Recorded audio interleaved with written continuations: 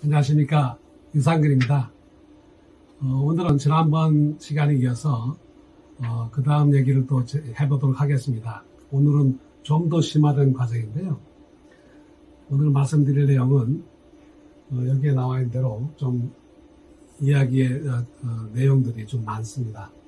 공기 중에서 병원체가 어떻게 전파되고 살균이 되는지 하는 것과 그 다음에 우리가 이제 정부에서 그 병원체 살균에 대한 주요한 어떤 그 대책으로 환기를 말하는데 그 환기를 왜 하는지, 그리고 그것의 한계는 어떻게 되는지, 그 다음에 이제 대기의 세제라는 게 있는데 그건 또 어떤 건지, 그 다음에 슈퍼옥사이드의 발생 모듈, 그리고 그것이 BSL-3 코로나19의 살균 인증을 받았다고 하는데 그것이 과연 무슨 의미를 갖는지, 그리고 기존에 많이 쓰고 있는 공기청정기 시스템인 UVC 살균 시스템의 한계가 뭔지, 그리고 광촉매 시스템, 그리고 해외의 여러 사례들을 한번 모아보도록 하겠습니다. 감사합니다. 안녕하십니까. 오늘은 공기청정 및 살균기의 문제점과 코로나 살균 인증과 관련하여 조금 더 깊은 이야기를 해보겠습니다. 오늘 소개드릴 내용은 공기 중 병원체의 전파, 이를 막기 위한 기존 환기 및 문제점, 슈퍼옥사이드, 코로나 살균 인증에 의해 기존의 살균 시스템에 있어서의 한계 등에 관한 것입니다. 먼저 공기 중 병원체의 전파 경로, 그리고 기존 살균 시스템의 문제점에 대해 알아보겠습니다. 다 아시는 바와 같이 세균과 바이러스는 질병을 일으키는 주요 원인입니다.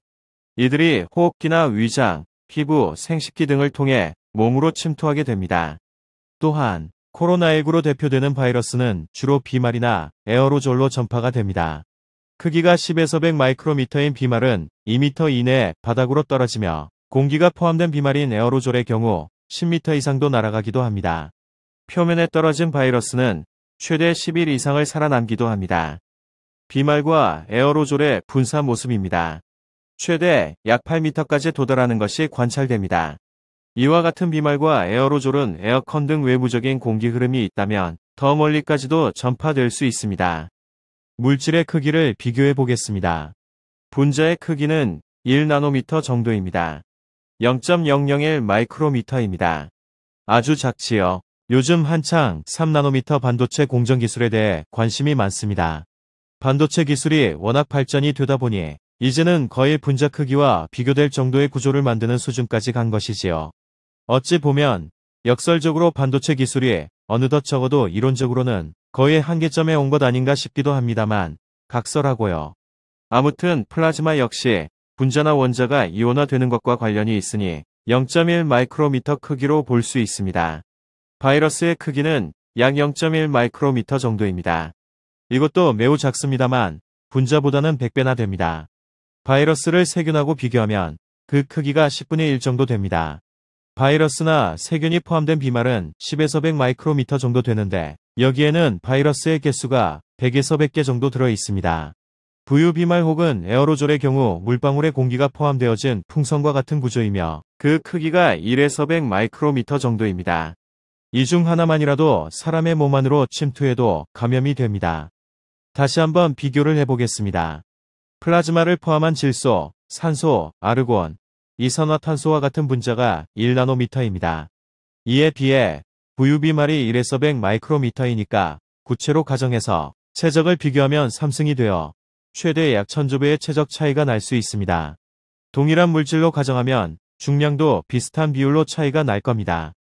바이러스의 환경별 생존기간입니다. 바이러스는 공기의 온도가 높더라도 수분 이상 생존이 가능합니다. 이 기간 동안 다른 사람의 호흡기 등으로 침투가 될 수 있습니다. 일단 호흡기 안으로 들어가면 그때부터는 바이러스의 생명이 급격하게 늘어납니다. 온도가 낮다면 훨씬 더 오랜 기간을 살아남습니다. 수시간이나 됩니다. 정부의 대책이 시들해진 요즘 세균이던 바이러스와 관련해서 우리는 이제 각자 도생의 길에 접어들었다고 보여집니다. 그동안 정부에서 코로나 방역 대책 가운데서 가장 강조하는 것이 바로 환기인데요. 그동안 정부에서는 왜 환기를 하는지에 대해 국민들에게 제대로 알려주는 것을 본 적은 없습니다. 이제는 그 환기와 관련된 이야기를 하겠습니다. 환기를 왜 하는지, 그 그 목적에 대해 이야기해보고 그 다음은 기존 환기 시스템의 한계에 대해 이야기해 보도록 하겠습니다. 환기의 목적은 크게 두 가지로 볼 수 있습니다. 하나는 실내 활동이나 건물이나 가구 등으로부터의 각종 오염물질을 실외로 배출하는 목적입니다. 사람이나 애완견의 호흡으로 생긴 이산화탄소나 각종 활동으로 생긴 실내 오염물질들을 실외로 배출합니다. 두 번째는 신선한 공기를 내부로 반입시키는 목적이 그것입니다. 신선한 공기에는 우리가 호흡할 때 필요로 하는 산소도 있지만 오존이나 음이온 등 정화물질도 있습니다. 그런데 이러한 정화물질은 실내에서 금세 다른 물질과 반응하여 소진되기 때문에 무한대로 공급되는 실외의 환경과는 차이가 있습니다. 실내에는 바이러스나 세균 이외에도 다양한 오염물질들이 있습니다. 각종 휘발성 물질과 먼지, 라돈, 더 나아가 곰팡이나 냄새물질 등 종류도 다양합니다. 이러한 물질들 역시 분해되거나 외부로 배출되어야 할 대상입니다. 그렇지 않으면 이런 물질들이 우리의 호흡기나 눈 등을 통해 인체에 영향을 미치기 때문입니다. 환기를 위해서는 문이나 창문을 열거나 환기 시스템이 있는 경우는 환기 시스템을 작동시키면 됩니다. 정부에서 발표한 연구에 의하면 환기를 해서 1시간에 방 안에 공기 전체를 3회 환기를 시킬 때 감염 위험도 3분의 1로 준다고 합니다. 그런데 이렇게 줄어든다고 해도 환기가 진행되는 시간 동안 사람 간 감염 전파의 위험은 여전합니다. 감염 위험이 여전히 수십 %나 남아있으니 위험도가 완전히 혹은 충분히 없어지는 것은 아니기 때문이지요. 정화물질의 반입에 대해 말씀드리겠습니다. 계절에 따라 차이가 납니다만 오존의 경우 실외 0.05 ppm 내외로 존재합니다. 하지만 도시에서는 오염물질이 많기 때문에 농도가 낮아집니다.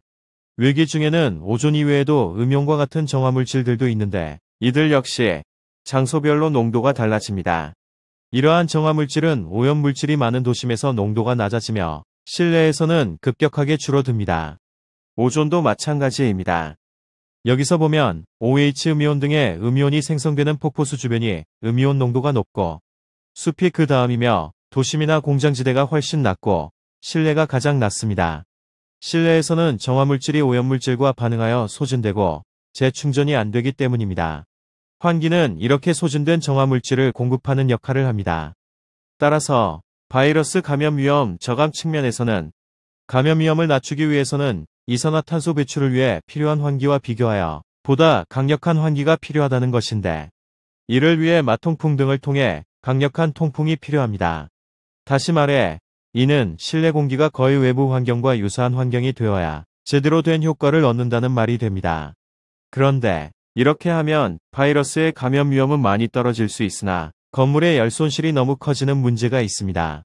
환기 자체가 열 손실을 동반하는 작업인 것입니다. 열교환기 등의 기술을 추가로 사용한다고 해도 열 손실의 정도만 덜할 뿐 마찬가지입니다. 그런데 이러한 환기의 효과를 마냥 낙관적으로만 보기에는 치명적인 기술적인 문제가 있습니다. 그냥 환기만 많이 해준다고 문제가 해결되지 않는다는 것입니다. 우리가 집에서 사용하는 진공청소기를 한번 생각해 보겠습니다. 아파트에서 베란다로 나가는 대형 창문의 바닥틀에 있는 머리카락이나 각종 먼지를 진공청소기로 빨아들이기가 쉽지 않습니다.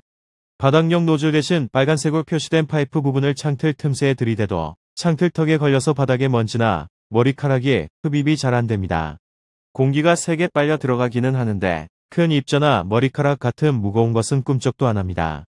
파란색 영역의 비축한 노즐과 같은 것을 쓰면 더 잘 되기는 하나 대부분 창고에 어딘가에 처박혀 있기에 찾기가 귀찮아서 그냥 임시방편으로 한 손을 노즐 끝에 대여 파이프의 구경을 좁혀주는 식으로 적절하게 흡입 속도를 높여주면 진공청소기의 흡입력이 높아지게 되어 창틀 구석구석에 있는 먼지 등을 대충 다 빨아들일 수 있습니다.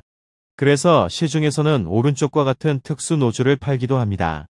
우리가 손을 대어 만드는 것과 동일한 효과를 얻는 것입니다. 진공청소기에 있어서 제가 하고 싶은 말은 진공청소기같이 아주 고속 모터를 사용하는 장치의 경우임에도 불구하고 노즐 끝에서 조금만 멀리 떨어져도 흡입력이 확 떨어집니다. 그런데 이런 문제가 환기 장치에도 동일하게 있습니다. 이 그림은 국내 전문 기업에서 설명하는 자료입니다. 보시면 빨간색 부분이 흡입용 파이프입니다. 공기역학적으로 해석을 해보면 흡입구의 직경을 기준으로 공기의 이동 속도는 직경만큼만 떨어지게 되어도 흡입구 내에서의 공기 속도의 7.5%밖에는 안 됩니다. 그래서 흡입구로 공기가 빨려 들어가기는 하는데 산소, 이산화탄소, 질소와 같은 아주 작은 공기 분자가 빨려 들어가는 것이고 공기의 속도가 충분하지 않기 때문에 공기 중에 떠다니는 먼지나 비말과 같은 무거운 입자들은 꿈쩍도 안 하고 제자리에 머물러 있게 되는 것입니다. 흡입구 근처에 있는 큰 입자들만 일부 빨려갈 뿐입니다. 이 문제는 진공청소기뿐 아니라 공조 시스템이나 공기청정기에서도 동일한 상황입니다. 앞에서 말씀드린 최적 비교를 다시 한번 보겠습니다. 플라즈마를 포함한 공기 중에 각종 분자의 크기가 1나노미터이고 부유비말이 1에서 100 마이크로미터이니까 구체로 가정해서 최적을 비교하면 반지름의 3승이 되어 최대 약 1000조배의 중량 차이가 날 수 있습니다. 동일한 물질로 가정하면 중량도 비슷하게 차이가 납니다. 그런 물질의 질량이 크면 관성도 큽니다. 즉, 고속으로 흡입되는 파이프 안으로 공기 중에서 아주 가벼운 분자 입자들만 대부분 흡입되고 조금만 멀리 떨어진 공기 중에 무거운 입자는 어지간한 속도의 바람에 휩쓸려 가지 않습니다. 기존의 많은 건물 공조 시스템은 단열성을 높여 냉난방 효율성을 높이기 위해 보통은 통창을 개방할 수 없는 구조로 되어 있습니다. 있다고 하더라도 아파트에 구조상 맞바람이 치지 못하는 구조도 많이 있기도 합니다. 보통 환기는 환기용 배관을 통해 이루어지며 천정 등에 흡기구와 배기구를 두게 됩니다. 그런데 이런 배기구의 경우 공기역학적인 문제로 비말이나 에어로졸, 먼지 등 정작 중요한 대형 입자는 배출이 안 되거나 설령된다고 하더라도 방안 전체의 대형 입자들이 배출되는 데는 아주 오랜 시간이 걸리게 됩니다.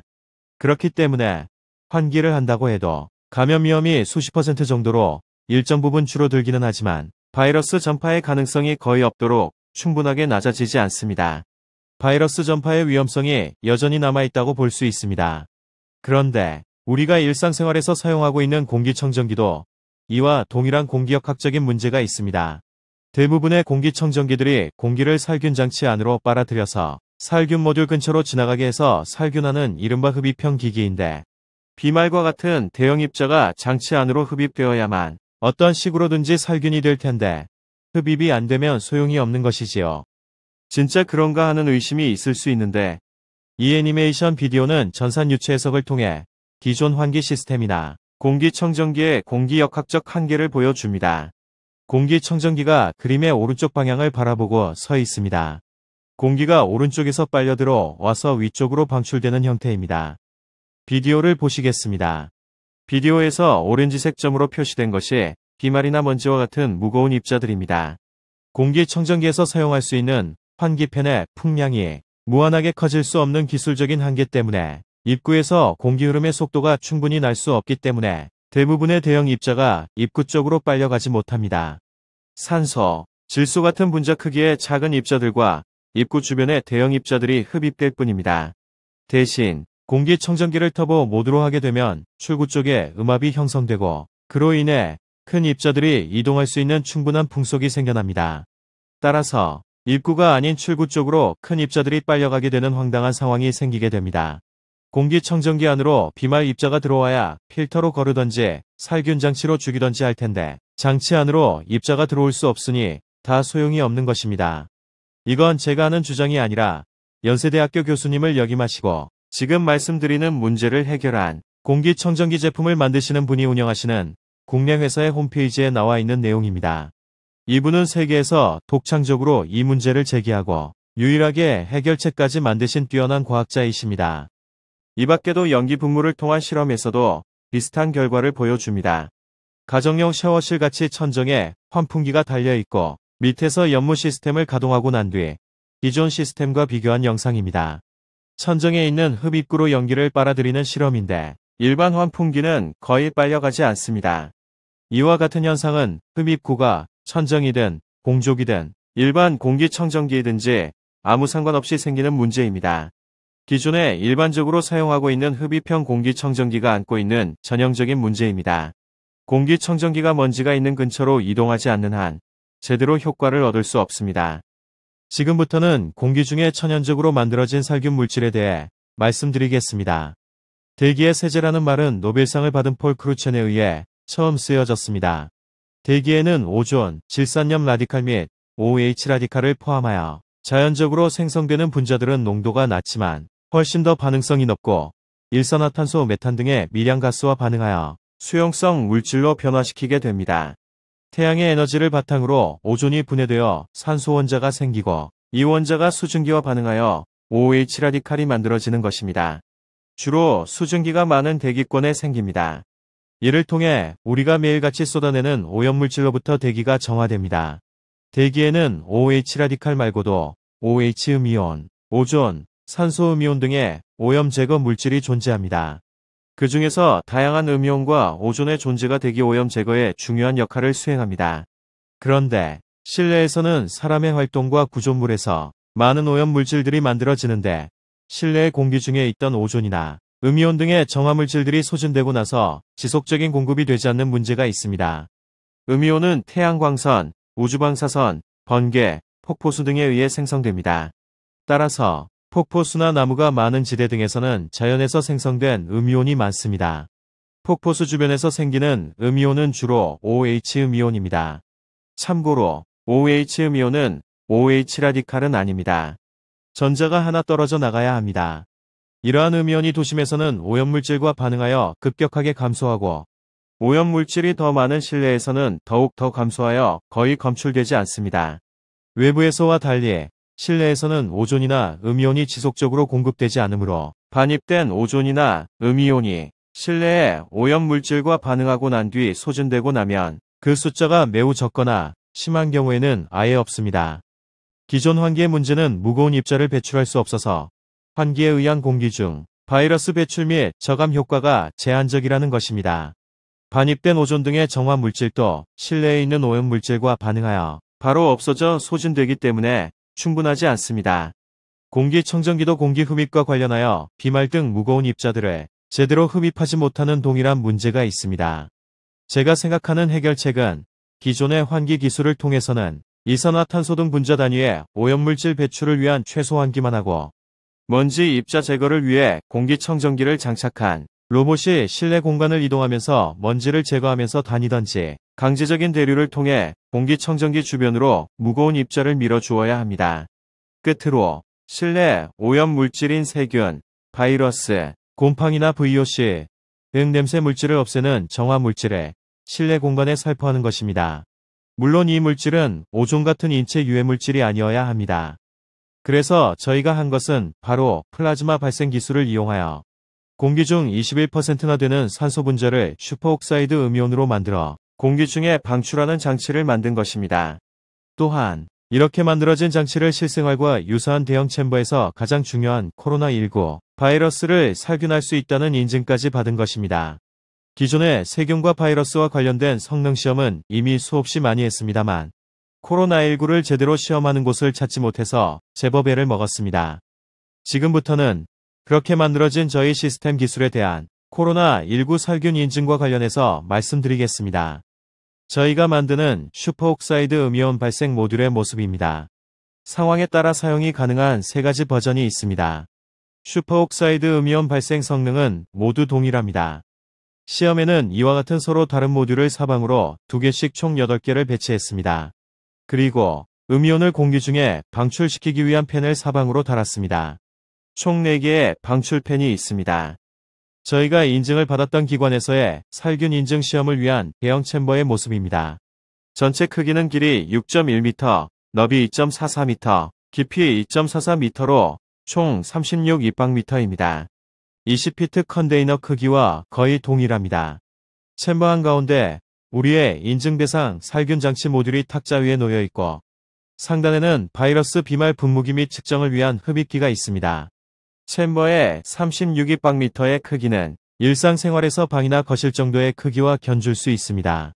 이렇게 한 다음 총 3일에 걸쳐 10분, 30분, 60분씩 우리 살균 시스템을 가동하여 각각 3번씩 시험한 후 결과를 얻었습니다. 즉, 첫날은 컨테이너 안에 코로나 바이러스를 분무한 뒤 10분 동안 살균 시스템을 가동하고 나서 남아있는 코로나19 바이러스를 확인하는 시험을 3번 하고 대조군도 동일하게 3번 시험을 했습니다. 다음 날은 30분 가동 후 측정을, 그리고 마지막 날은 60분 가동 후 측정을 각각 3번 수행하는 식입니다. 저희 살균 모듈에 대한 BSL-3 살균 인증 시험의 결과입니다.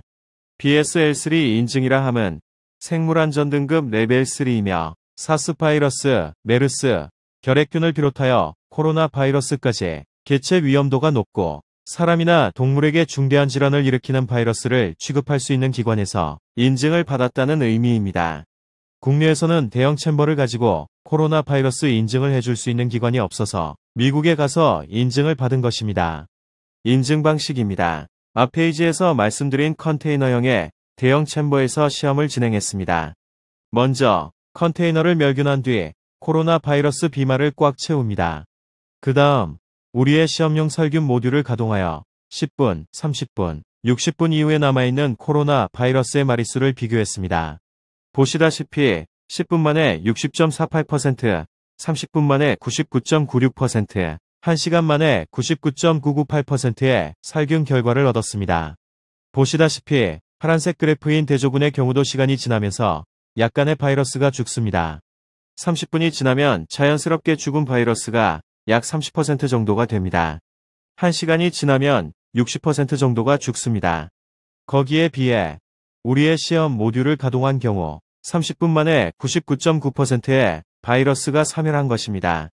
참고로 살균을 위해서는 대형 컨테이너 전체 영역을 음이온이 꽉 채워져야 하므로 30분이라는 시간이 걸린 것이고, 만약 처음부터 장치가 충분한 시간 가동된 상태에서, 즉 공기 중에 이미 음이온이 충분하게 존재한 상태에서 공기 중에 비말이 배출된다면 훨씬 더 짧은 시간 안에 살균 효과를 얻을 수 있을 것입니다. 이 비디오의 후반부에 이와 관련 비디오를 보시겠습니다만 살균은 거의 순간적으로 일어납니다. 살균 시스템과 관련하여 국내의 다른 제품을 만드는 S사의 시험 내용입니다.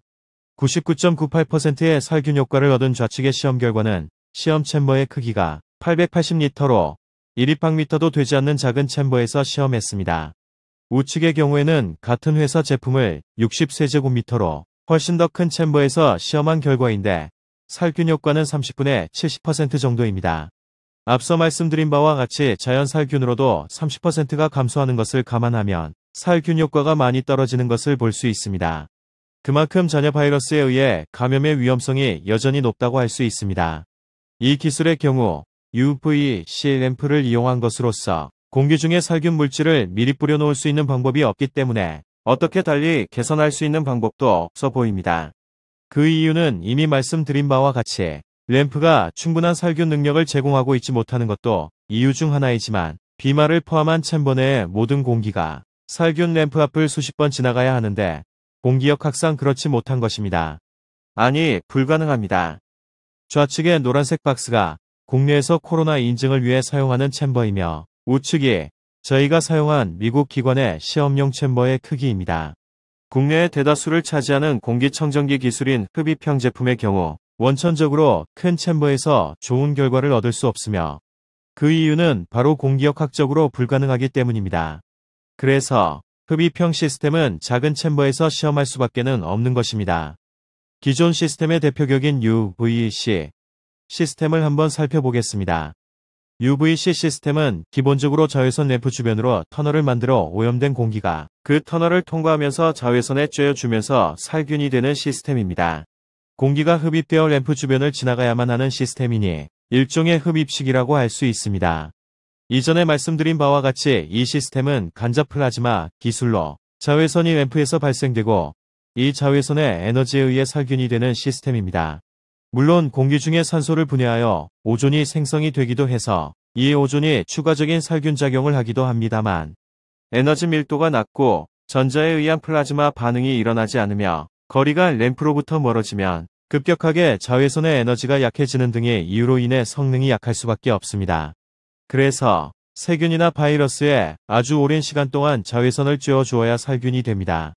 제가 그렇다고 우기는 것이 아니라 좌측의 그래프는 각 세균이나 바이러스에 자외선을 얼마나 쬐어 주어야 살균이 되는지 하는 것을 보여줍니다. 어떤 것은 아주 많이 쬐어 주어야 하지만 평균 약 센티미터 제곱당 40마이크로 주울 정도입니다. 오른쪽의 내용은 40W짜리 램프를 사용했을 때 1시간을 쬐어주면 공기 중에 세균과 바이러스를 99.99% 없앨 수 있다고 합니다. 1시간입니다. 그런데 공기가 자외선 램프를 주변을 통과하는 시간은 불과 1초도 안 걸립니다. 국내의 한 UVC 살균기 제조업체의 자료입니다. 살균을 위해 평균 40 마이크로줄 퍼 센티미터 제곱의 에너지를 쬐어주려면 길이 1m짜리 40W짜리 램프를 사용했을 때 램프 주위를 지나가는 공기의 속도가 1m/초라면 동일한 공기가 22번 지나가야 한다는 것입니다. 우리가 방 안에 있다고 생각해보면 공기역학적인 문제를 아예 제외하더라도 그냥 생각을 해봐도 그 방 안의 공기가 고스란히 22번을 그 좁은 터널 안으로 온전히 지나가는 것은 거의 불가능합니다. 애초에 이런 살균 시스템은 개념 설계가 문제가 있습니다. 그런데 UVC 램프의 경우는 그나마 상황이 좋은 겁니다. 그런데 더 점입가경인 것은 UVC 램프는 보통 20에서 40W 정도인데 최근 나오는 UVC LED의 경우에는 기껏해야 20에서 30mW입니다. 기존의 1/1000 정도의 밝기라는 이야기입니다. 물론 램프의 전격 출력 대비 실출력이 10에서 30% 정도 되는 것을 감안해도 잘해봐야 여전히 램프보다 수백 배의 출력의 차이가 납니다. 따라서 LED를 수백 개를 쓰지 않으면 안 되고 또한 LED의 경우 빛을 모아주는 방식이어서 LED 배열을 쓰는 경우 중간 자외선 조사가 없는 빈 공간도 생길 수 있습니다. LED라고 해도 몇 시간씩 오래 쬐어주면 이런 것들도 효과가 왜 없겠습니까? 그런데 시스템이 그렇게 작동하도록 만들어지지 않은 것이 문제입니다. 그런 UVC에 LED 몇 개를 달아놓고 방 안 공기에 전체에 대한 살균이 아주 잘 될 것 같이 말하는 것은 문제가 있어 보입니다. 한 가지 제가 감히 강조해서 말씀드리고 싶은 것은 UVC는 공조 시스템에 사용하면 안 됩니다. UVC는 단번에 세균과 바이러스를 죽일 수 없기 때문에 공조 시스템을 통해 다른 공간으로 세균과 바이러스가 전파될 위험성이 높기 때문입니다. 기존 기술과의 비교입니다. 기존 기술 중 제일 잘 나가는 UVC의 경우 대상 공간의 공기가 20번 이상 장치 안으로 반복해서 들어와야 합니다. 대략 40W짜리 1m의 길이의 자외선 램프를 공기가 1초 동안 지나가는 유속을 가정했을 때 세균과 바이러스가 충분하게 조사되어야 하는 시간이 20초 이상이어서 그렇다는 것입니다. 만약 방 안에서 동작시키면 이론적으로 전체 공간의 공기가 전부 장치 안으로 20번 이상 들어오는 것은 거의 불가능합니다. 더군다나 비말처럼 무거운 입자의 경우 공기청정기 안으로 전부 들어오게 만드는 것은 더더욱 불가능합니다. 우리 기술의 경우 공기 중에 음이온을 충분히 아무렇게나 내보내서 공기 중에 섞어주면 됩니다. 이른바 방출형 시스템입니다. 그러면 그 분포 범위 내에서는 비말이 분출되면 음이온이 공기 중에 남아있는 한바로 바로 살균이 가능합니다. 기존에 많이 이야기되는 기술은 바로 광촉매 시스템입니다. 광촉매의 동작 원리는 광촉매 물질인 TiO2의 자외선을 쬐어주면 전자와 전공이 생기고 이 전자와 전공이 공기 중의 물과 산소와 반응해서 음이온과 OH 라디칼을 만드는 것입니다. 그 중에서 특히 OH 라디칼 작용에 의해 즉각적이고 강력한 살균이 되는 것이지요. 광촉매는 TiO2와 같은 촉매 물질을 구슬처럼 생긴 구체나 벌집 구조처럼 생긴 세라믹 구조체에 코팅해서 만듭니다. 그림에서 위는 구슬 형태의 비드와 아래에는 이러한 비드를 모아 망 형태로 가두어두는 구조체가 있습니다. 그 망 안에 있는 TiO2 비드를 자외선 램프로 쬐어 주어서 전자와 전공에 의한 살균에 사용하는 방법입니다. UVC 램프뿐 아니라 UVA 램프도 사용이 가능합니다. 그림의 오른쪽처럼 자외선이 광촉매 비드가 들어있는 망을 비추는 방식으로 사용합니다. 벌집 구조의 TiO2 블럭입니다. 저기 벌집 구조의 경우 어렵게 벌집 구조를 만들어 놓기는 했으나 그 구멍들 사이로 자외선 빛이 들어가기 어렵기 때문에 그 내부에서는 OH 라디칼 발생 효과가 확 떨어집니다. 괜히 만드는데 고생만 하고 시스템 가격이 비싸지기만 한다고 볼 수 있습니다. 무엇보다도 이 광촉매 기반 시스템도 기본적으로 UVC와 같이 흡입형 시스템이기 때문에 이전에 누차 말씀드린 공기역학적인 문제가 있어 방 안의 공기 중에 비말을 온전하게 이 살균 영역으로 통과시켜 줄 수 없습니다. 이런 식으로 블록을 만들어 놓으면 이것 때문에 차압이 발생하여 살균기의 흡입력은 더 떨어지는 문제도 있습니다. 그런데 이 방식도 세균과 바이러스가 들어있는 공기가 이 공간을 통과해야만 합니다.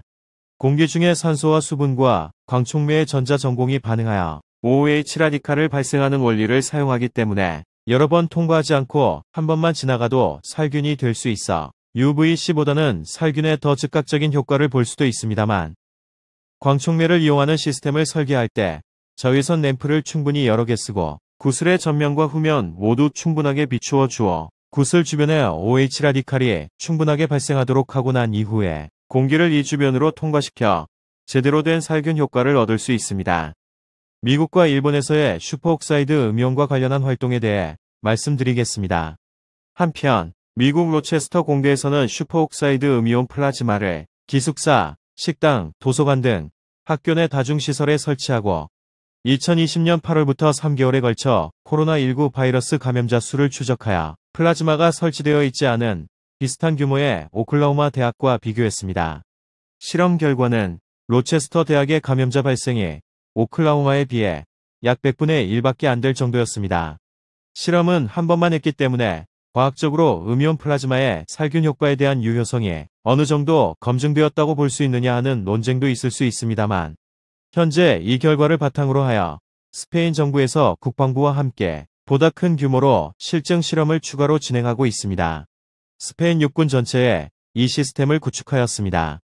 일본 나가사키 대학에서 일본 샤프사에서 만든 슈퍼옥사이드 음이온 장치로 코로나19 바이러스 살균 성능을 시험한 내용입니다. 약 3리터 크기의 챔버의 하단부 중앙에 음이온 발생 장치를 두고 오른쪽에서 코로나 바이러스를 넣어주고 챔버 내에 슈퍼옥사이드 음이온이 방출된 공간을 지나게 한 뒤 왼쪽 출구에서 병원균을 검출하여 그 결과를 비교한 것입니다. 실시간으로 통과한 후 슈퍼옥사이드 음이온을 발생하지 않은 챔버로 시험한 대조군과 결과를 비교한 결과 91.3%의 살균력을 보여주고 있습니다. 여기에서 중요한 것은 살균이 챔버 내에서 거의 실시간으로 이루어진다는 것입니다.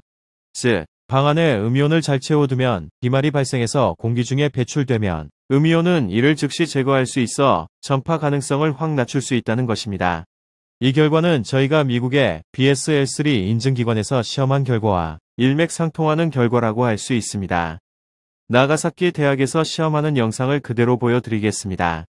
오른쪽에서 챔버 내로 병원균이 섞인 공기를 불어 넣어줍니다. 그리고 나서 양쪽의 결과를 비교하여 본 것입니다. 그리고 챔버를 거쳐 왼쪽으로 빠져나갑니다. 챔버 내 공기 혹은 음이온과 접촉 시간은 수초에 불과합니다. 이러한 상황에서 91.3%의 살균이 가능했습니다. 사실 이 91.3%는 대단한 것입니다. 챔버 내부의 음이온은 오른쪽에서 계속해서 밀려오는 코로나 비말을 살균하느라 지속적으로 소모되고 있는 상황에서 얻어진 수치여서 그렇습니다. 만약 앞에서 말한 오존 농도 대비 50만 분의 1밖에 안 되는 마진을 활용해서 음이온의 농도를 지금보다 훨씬 높인다면 실시간으로 99% 이상의 살균 능력을 충분히 달성할 수 있을 겁니다. 만약 동일한 실험에 UVC 시스템을 쓰면 어떻게 될까요? 자연적인 감소분 외에는 거의 감소되는 부분을 발견하지 못할 겁니다. 세균이나 바이러스가 평균적으로 40W짜리 1m 길이의 램프를 써도 22번을 통과해야 겨우 죽기 때문에 이 실험과 같이 겨우 한 번을 통과시키고 난 이후에는 거의 변화가 없을 겁니다.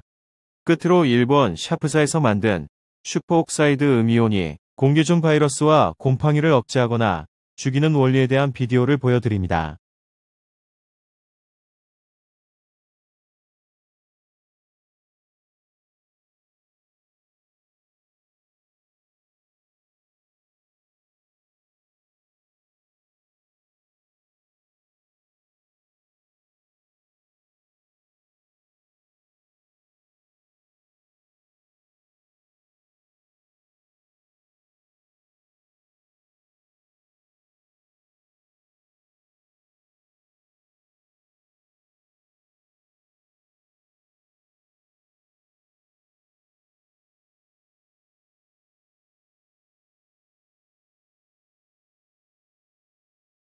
이상으로 발표를 마치도록 하겠습니다. 감사합니다.